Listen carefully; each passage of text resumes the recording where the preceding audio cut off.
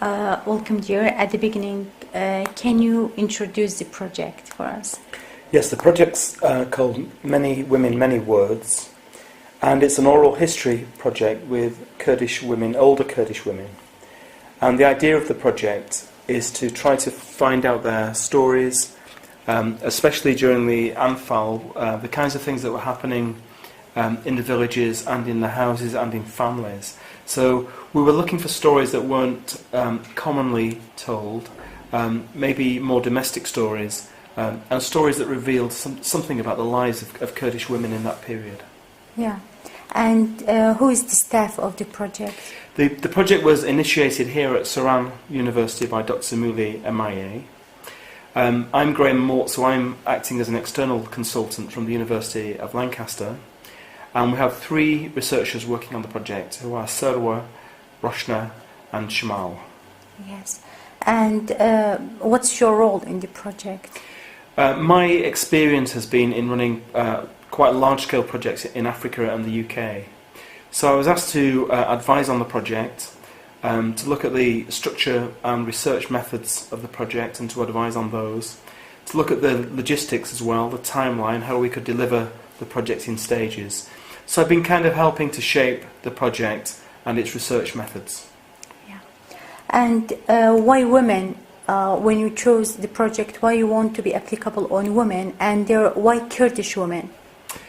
Kurdish women, really, because the project started here in Kurdistan.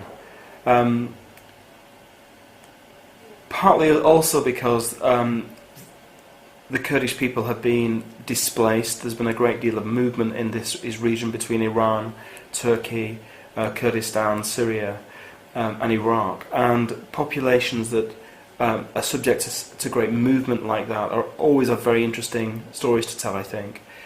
We focused on women because we felt that the stories of men had kind of often been told. And we also felt that the stories of women would give an insight into families and to villages, and would give perhaps a more intimate view of Kurdish life. Yes. And for now, you have seen and you have heard many stories. For the interviewers have collected the stories and they have translated and sent some of them for you. How do you feel about Kurdish women, and what's your opinion about Kurdish women so far? It's been very interesting for me to come here and to meet some of the women that gave their stories. We haven't yet seen all the detail from the project, but I've gained impressions from talking to the researchers and being in some of the interviews. We've been welcome in every household that we've come to. Sometimes husbands have been in the interview and have been very quiet and allowed the women to speak, and that's been kind of very interesting. And the stories have been often very tragic. Stories of husbands, sons, even children being killed during Anfal. But I think I've been very struck by the dignity and the hospitality and the generosity of the women. So even though their stories were often very sad stories, the women themselves struck me as very strong and independent, able to deal with the past and also to deal with the future. So it's been, for me, there's still a lot more to learn from the project, but it's been a really fascinating insight into a group of women that I think have suffered greatly and yet still have great generosity and are able to welcome people and to speak about their experience. Yeah.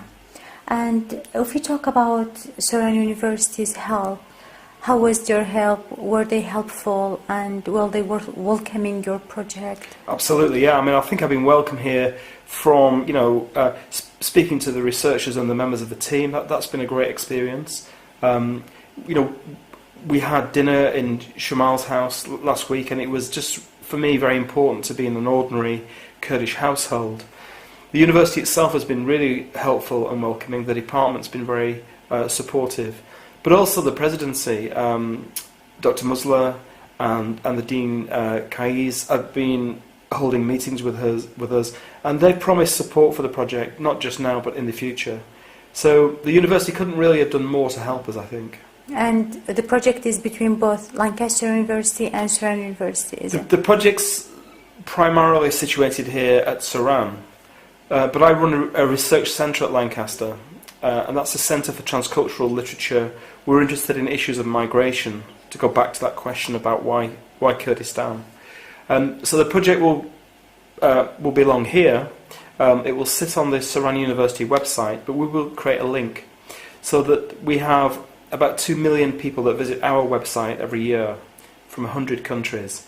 And they will be able to find the Saran project. So we're hoping to create connections between the research centre at Lancaster and the one here, but also other research centres such as the one at Leicester University.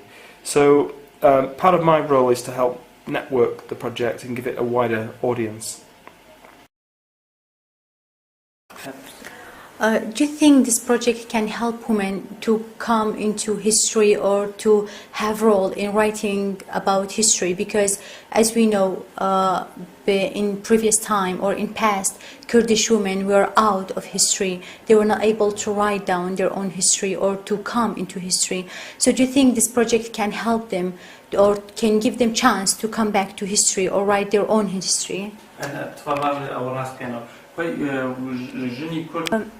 How much this project could help to bring women into history and make it a part of history? Yeah, I think that's a very good question. I think history has often focused on great events, war, conquest, conflict, and history has often been written by men. So I think in many cultures, not just Kurdish culture, but also British culture, and certainly I've seen the same thing in Africa, where the history is predominantly narrated by men. And often women are placed in the background of those histories. And there's almost a parallel with the colonial stories that were told by the colonising power, and the indigenous peoples didn't really have a voice. So in a sense, women have not had the opportunity to speak directly. And I think that stories, in particular personal stories, give a very different sense of history to the grand narratives which deal with politics and conflict.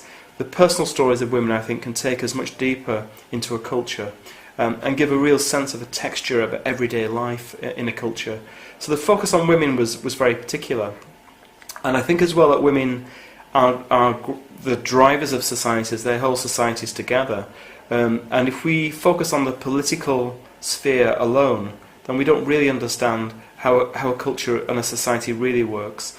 So for me, the focus on women was very important to create a comprehensive view of Kurdish society, to give much greater insight into families, into the way women related to men, to children, and into the kind of work they were doing in the background to hold society together in a very difficult period of conflict.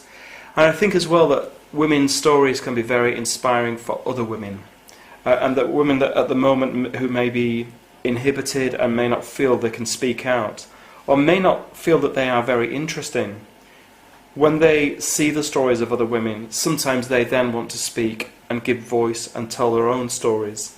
So this project is a pilot scheme. It was to experiment with the methods and the ideas, and I think we've already seen that more and more women are finding out about the project and contacting us and coming towards us. So my sense is that this pilot project could lead to a much greater engagement with the stories of women from Kurdistan. Thank you so much.